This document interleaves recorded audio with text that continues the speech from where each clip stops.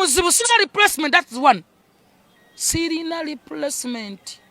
Never joke with me. I'm a big more than some people boy banda words bagala okunteka. Nze bava ne bapanga kavuka kale okalinga eminyira katunula ng'embwa mbu nakazalamu omwana. Tekasobola nakulaba kanya enfuka. Nakatuli wenfuka obufusi tekasobola kalaba. Bapanga mpange. Nze njagala abasajja nga basajja saga na bavubuka. Nze sira muvuka mulamu gwe yali ankutekwadde ku peti. Mu buvuka mumanyira munya muli banaku mwasamirira mumanyira sakasana kuko bifananyi munyensu muba nembeera mumanyira nnyo n'amabina gange makulu sisobola kukwata akabina kange kafungulira gwe kavubuka gwe naawe akali nsobola n'okufuuyira obufuyizi n'ofa bwe nkutuulako mulogi ne nkutuulira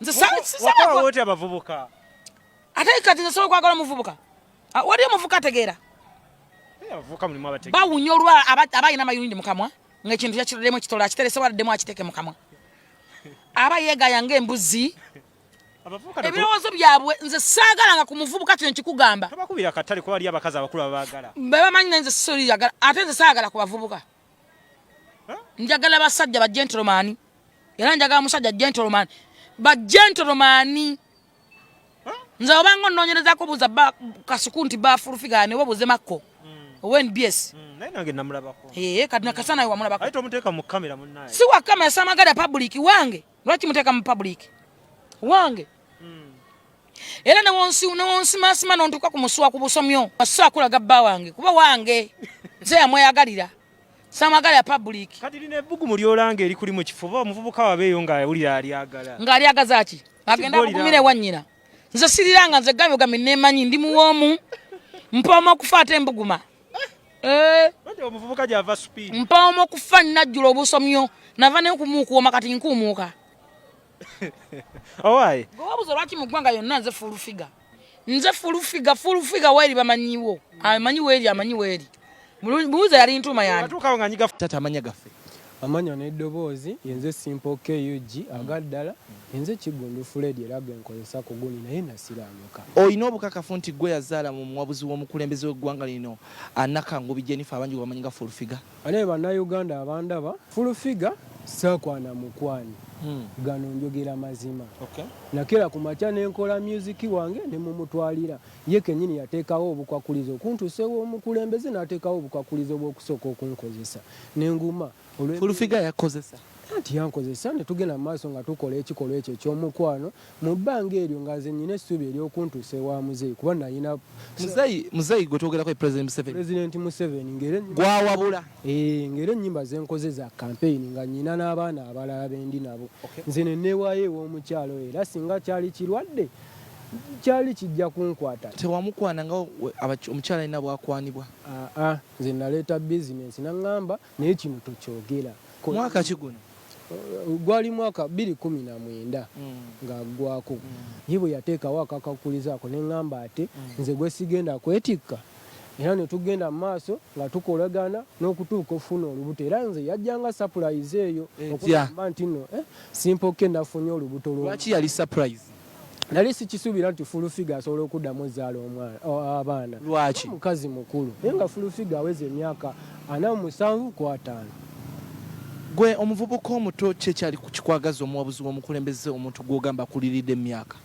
ali ensonga lwaki nkugambye nalina kyennoonya nali nnoonya bizinesi nali ndese nze ndi muyimbi mwali mwagala kolabo nali nkoze music ennyimba ziri ezo era ne mugundi ku gundi kweziri bazitaddemu oluyimba olumu lugamba tulijja waali nga mu 7 olulala tujongere endaale muze nali muleetedde kyekibiina omukwano guno mwagukoleranga wa omukwano yansanganga ewa Kawanda Kirinnya Bigo era awantu we twagendanga saamutwalanga muki mu nnyumba yange wamutwalanga wa nagendanga mulumuza mukwano gwange ye nga alowooza oluusi yakusasula naye nga si yakusasula ng'era ke kasente kenkola ki kenfuna kampa n'ensasula so basically we yafuna olubuto nga bw'ogamba Yakutegeezaako? Yakiŋŋamba era nandibadde sivaayo nnyo n'aŋŋamba omwana wuwo naye oli mwavu.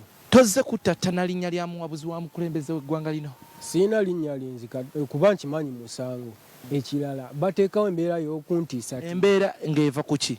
Eva ku mwana nti omwana wendeesiba ku mwana yagamba agenda kunzita nze ntambulira mu bunkenke ennaku zino. Omwana yatuumibwa Museveni nga gwe agamba nti gwe taata w'omwana, bino wabimanyaako mu mbatiza y'omwana? Omwana ebyo byonna abikola nze tanjijeeyo. Ne ŋŋamba singa wabeerayo omuntu asobola otusisinkanya abantu babiri oba nga tuliwo bana ne tukola DNA buli omu n'amanya ekituufu. Omwana akuze ate yasika ekifaananyi kya taata. Omwana neetaaga muwa amannya Onene Lwait egenda ng'omusitulako n'omulabako. Kigundu Fred yajja n'atu approachinga ku issues zino. According to his statements as were put in his application, they are genuine. Entegeragana yaabwe n'omukyalo ono gwagamba za mirundi ebiri. Esookera ddala ya business. So it's from business they went into love affairs as we put them in the petition. Yafunisa full figure olubuto. Era omwana waani we. Ekitegeera. And is willing to do a DNA. Ye kyayagala actually kuba bamugana access ku mwana. Nga taata oba ng'omuzadde yina aba yandyetaaza okukola ki? Okulaba ku mwana we. Buli lwabuuza omwana bamugaba bajja mukuba amasasi bajja mubuzaawo ebintu bwe bityo. So basically bw'obitunulanga oba si kya buntu bulamu. Nga ono advice gye tusobola kuba ffe we cannot fist. It is lutalo lwa court. So it's the court now to determine. We have to put in the papers. Summoned marking era bw'otunula ku mpapula ezo gyaziraba zaweereddwa already number ku file 38 of 2021. Ndowooza tujalinda kooti kyenaasalawo.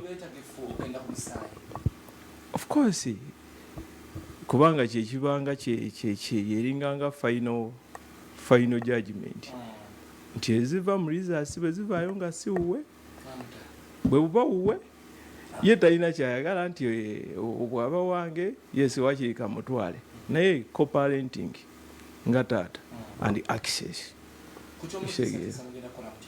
That is another file because this one is a family case and we can put in also a criminal case. Yes, but we need to first get conclusive evidence on that. We can get call logs, we can retrieve voice notes. Yes, but that will be another file. I believe she has already received these papers, although she may not tell you that I've already received. You know, people, they are adamant in receiving summons. Yeah, most people, they are adamant, but we are sure if she hasn't received, she's going. Ebintu bingi bigenda mu maaso. Uganda ina amateeka. Office of the President kubanga yentwala ndi mwabuza President gonda banga boyagala ewandiise. UCC njagala kulaba case obani. Case bale kati mwamutwala kitalya. Twamutwala kitala naye kati alabika ya. Azera gwa mutwala ku ekitalya ku lwasuna. Aina wayagala okubeera. Kirabika aina wayagala okuwangalira.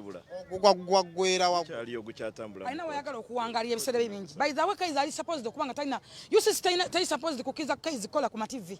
I'm telling you. Asobula mbwa abantu bangi tunulira omwana oli go bayitanga bakabasajja banyuma. Kye yamukola ali ludawa. Ono omwana abadde yakajja lusukula cement ali ludawa. Nolimba lwagudde. Lwa muntu omu.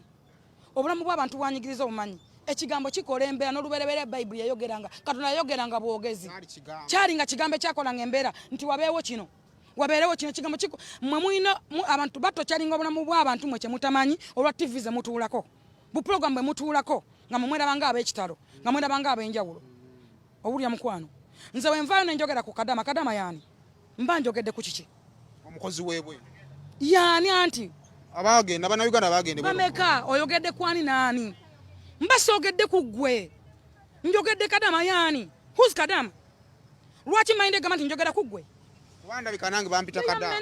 They are many peoples. Njogedde kwani. Ye kiki ekyo? What is it? Kiki kyemba njogeddeko Kadama yani. They are many people bali bweru bakola emirimu gyabwe. Bwe mba nvudde njoga nti Kadama what ne bwati. Kite sogedde ku ggwe.